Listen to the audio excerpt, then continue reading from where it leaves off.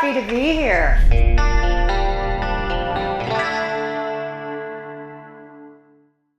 What's the weather you bring with you, right? What's the thing that no matter what, you can be counted on?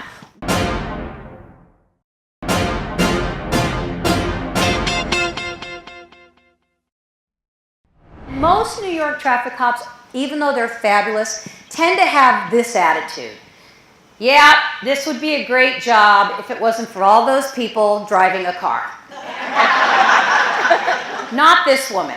I was with another friend named Karen, and we're walking, and we watched this woman, we stopped, because literally you can see it even in the picture that I took in the body language. This woman is like doing ballet.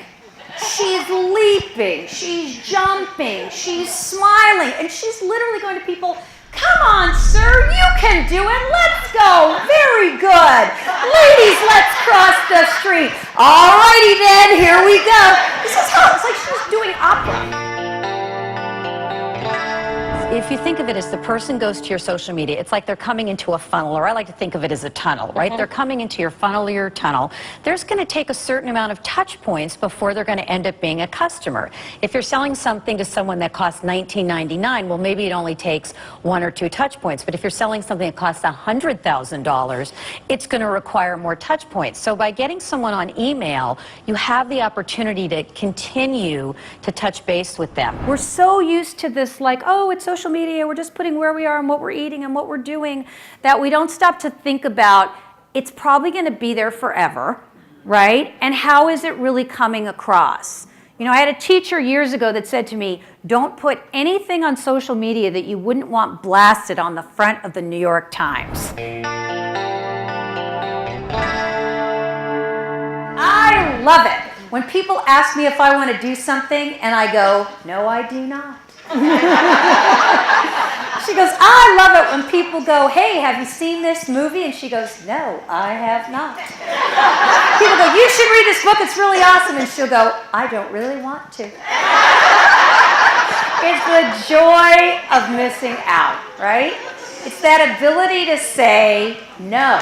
I've noticed a definite downward trend as a branding expert in service overall across the board in many industries. You know, we all thought technology was going to make things easier, better, smoother, but in some ways it's dehumanized a lot of these experiences. The thing we go to the most often, because it's the safest and the easiest, is describing what we do. But the other part of the brand that's really critical is the results. Like, what are the results and the outcomes and the impact of our work? That's really an important piece that your people have to be skilled in. You have to be, and they have to be skillful in talking about, here's what we do, but here's the results that come from that.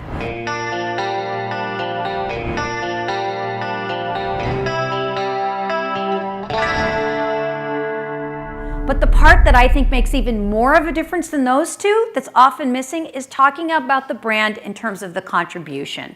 What is the character of the brand? What are the qualities of the brand? What is it that we really feel that we're bringing and the company's bringing that's making a difference? Here's what they found out. They found out that appearance was only 8% of leadership presence. Important, but only 8%.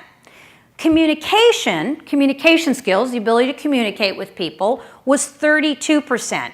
But 60%, that's a lot, 60% of leadership and leadership presence was gravitas. Has anybody seen this commercial? It's fabulous. And they said, this is an apple. Some people say it's a banana, and people can even scream that it's a banana, and they can even shout over and over it's a banana, but it's still an apple, right? And so one of the things that they found about leaders with integrity is that they tell the truth. They don't try to make things look better than they are, and they don't try to make things look worse than they are.